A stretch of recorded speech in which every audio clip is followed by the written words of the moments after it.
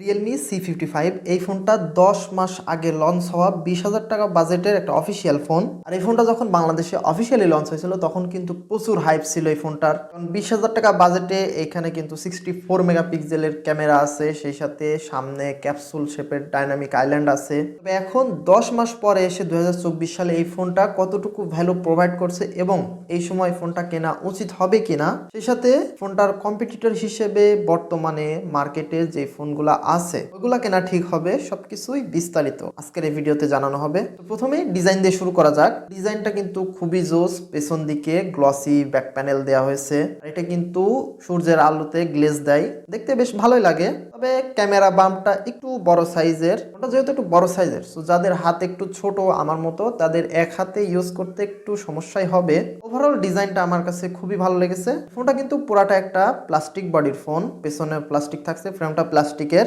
ফোনটার থিকনেস হচ্ছে 7.9 মিলিমিটার। এই টোটাল ফোনটার ওজন হচ্ছে 190 গ্রামের মতো।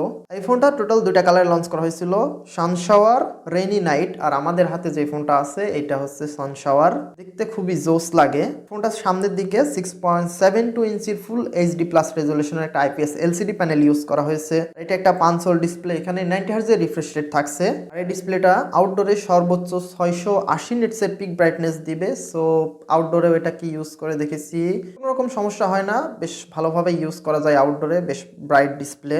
আর ইনডোরেও মোটামুটি এটা যদি ইউজ করেন কন্টেন্ট ওয়াচিং বা ইউটিউবে ভিডিও দেখার জন্য কিন্তু খুবই জোস, সাধারণ একটা এক্সপিরিয়েন্স পাওয়া যায়। তবে ডিসপ্লের প্রোটেকশন হিসেবে কোন প্রোটেকশন ইউজ করা হয়েছে এটা কিন্তু এখনো জানা যায়নি, কোম্পানি প্রকাশ করে নাই। তো বোঝা যাচ্ছে যে এখানে খুব ভালো একটা প্রোটেকশন দেওয়া হয় নাই। ডাইনামিক আইল্যান্ডের যে ফিচারটা আছে এইটা হচ্ছে আইফোন 14 প্রো এবং প্রো ম্যাক্সে প্রথম দেখা গিয়েছিল। তো তারা আইফোনকে দেখে ইন্সপায়ার হয়ে এই ডাইনামিক আইল্যান্ডের ফিচারটা দিয়েছে। তবে এটা শুধু কিন্তু চার্জিং এর সময় পপ আপটা শো করে, যখন আপনি এটা ইউজ করতে করতে ইউজড হয়ে যাবেন তখন এটা আর খুব একটা নজরে পড়ে না। এটার মেইন আকর্ষণ থাকছে কিন্তু ক্যামেরাতে। এখানে পেছনে দুইটা সেন্সর ইউজ করা হয়েছে, একটা 64 মেগাপিক্সেলের মেইন সেন্সর, যেটা আবার অমনিভিশন OV64B এই সেন্সরটা কিন্তু খুবই ভালো একটা সেন্সর। ক্যামেরার দিক থেকে কিন্তু জোস একটা কাজ করছে। কিন্তু সেকেন্ড ক্যামেরা হচ্ছে 2 মেগাপিক্সেলের ডেপথ সেন্সর, এটা না দিলেও পারতো। এর জায়গায় যদি একটা আল্ট্রা ওয়াইড অ্যাঙ্গেল লেন্স দেওয়া থাকতো তাহলে ভালো হইতো।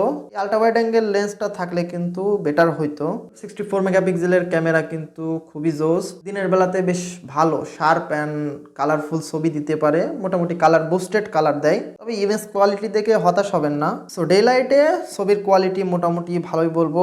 আর ভিডিওর ক্ষেত্রে এখানে 1080p 60 fps এর সর্বোচ্চ শুট করতে পারবেন। তবে এখানে কিন্তু কোনো ওয়াইস থাকছে না। সেলফি ক্যামেরা হিসেবে থাকছে 8 মেগাপিক্সেলের সেন্সর, আর এই সেন্সর থেকে মোটামুটি চলার মতো একটা ছবি পাওয়া যায়। বাজেট হিসেবে ক্যামেরাতে মোটামুটি ভালোই কাজ করছে রিয়েলমি। পারফরমেন্স সেকশনে ফোনটাতে প্রসেসর হিসেবে ইউজ করা হয়েছে মিডিয়াটেকের হেলিও G88। এটা একটা 12 ন্যানোমিটারের চিপসেট। এটা কিন্তু কোনোভাবে একটা গেমিং চিপসেট না। ফোনটা যারা গেমিং করার জন্য কিনতে চাচ্ছেন তারা এই ফোনটা থেকে একটু দূরেই থাকবেন। ডেইলি কাজগুলো মোটামুটি ভালোভাবে চালাই নিতে পারবে ফোনটা। এখানে আর একটু ভালো চিপসেট তারা ইউজ করতে পারতো, মিডিয়াটেক হেলিও G96 অথবা স্ন্যাপড্রাগনের কোনো একটা ইউজ করতে পারতো।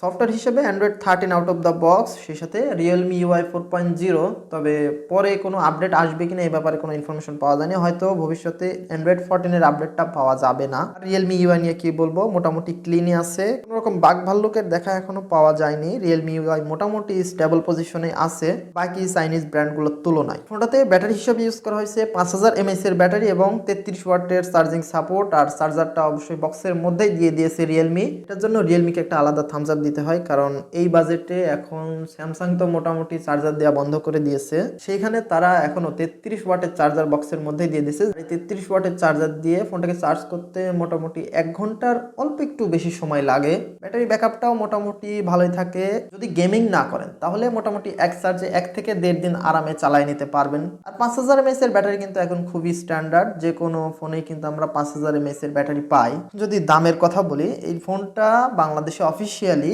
দুইটা ভ্যারিয়েন্ট লঞ্চ করা হয়েছে। 128GB 19,999 টাকায় পাওয়া যাচ্ছে এখন, আর 8 256GB ভ্যারিয়েন্ট 22,999 টাকায় এখন বর্তমানে পাওয়া যাচ্ছে মার্কেটে। আনঅফিসিয়াল হয়তো 2-3 হাজার টাকা কমে পাবেন। আর আমাদের হাতে থাকা ভ্যারিয়েন্টটা হচ্ছে 8 256GB। যেহেতু এই ফোনটা লঞ্চ হওয়া বেশ অনেকদিন হয়ে গেছে, প্রায় 10 মাসেরও বেশি, সো এর মধ্যে কিন্তু মার্কেটে অলরেডি এর কম্পিটিটর চলে আসছে। এর কম্পিটিটর হিসেবে বর্তমানে মার্কেটে আছে অফিসিয়াল ফোন, যেহেতু এটার কম্পিটিশনও কিন্তু অফিসিয়াল ফোনের সাথেই করতে করতে হবে। তো বর্তমানে মার্কেটে রেডমি নোট 12 আছে অফিসিয়ালি, এই রেঞ্জের আশেপাশেই দাম। এছাড়াও ইনফিনিক্স নোট 30 আছে। এছাড়া স্যামসাং এর মধ্যেও স্যামসাং গ্যালাক্সি A05s A05 এই ফোনগুলো আছে। তো ওইগুলো আপনারা দেখতে পারেন, ওইখানে কিন্তু স্ন্যাপড্রাগনের প্রসেসর আছে, রেডমি, তারপরে স্যামসাং এর ফোনগুলাতে। আবার রেডমির ফোনে কিন্তু অ্যামোলেড ডিসপ্লেও পাচ্ছেন। তবে ওভারঅল এটাও মোটামুটি খারাপ না, কেনা যায়, ক্লিন একটা এক্সপিরিয়েন্স পাওয়া যাবে, যেহেতু রিয়েলমি সফটওয়্যারটা মোটামুটি ভালো পজিশনে আছে। আর আপনাদের মধ্যে কে কে এই ফোনটা ইউজ করছেন, আপনাদের এক্সপিরিয়েন্সটাও অবশ্যই কমেন্ট সেকশনে জানাতে পারেন, তাহলে বাকিরা উপকৃত হবে। আজকের ভিডিও এখানে শেষ করছি, দেখা হবে নেক্সট কোনো ভিডিওতে।